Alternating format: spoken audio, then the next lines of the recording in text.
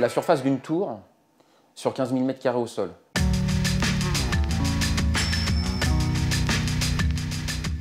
C'est pas un lancement vers le ciel, c'est un paquebot. Il va falloir faire flotter un navire qui n'existe pas encore, quoi.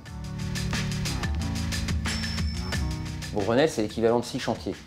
On a par exemple un complexe cinématographique de 10 salles avec des voiles qui font 11 mètres de haut, qui font à peu près 15 mètres de long. Ces voiles ont été réalisées d'une seule levée en utilisant un béton autoplaçant.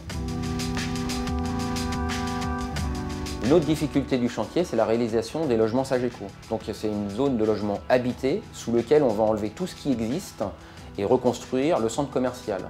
Donc c'est assez technique et c'est assez exceptionnel.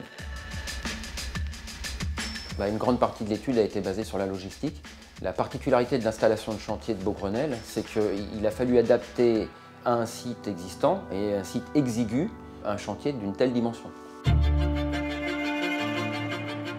Donc les façades de Beaugrenelle sont des façades double pot composées d'une peau étanche intérieure et d'une peau extérieure, qui a essentiellement une fonction décorative et de protection solaire. Cette façade double pot se décompose en 3 types côté intérieur et 4 types côté extérieur.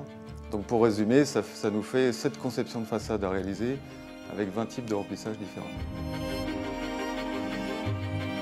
Ce type de façade double pot est une première pour CPI.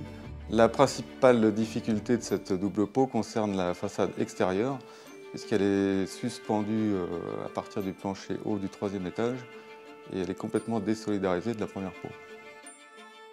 Alors une des particularités de Beaugrenelle, c'est qu'on a 2 îlots indépendants de part et d'autre de la rue Linois et l'architecte les a reliés avec une passerelle décorative et assez design. C'est un exosquelette métallique à l'intérieur duquel on vient placer un tunnel en verre.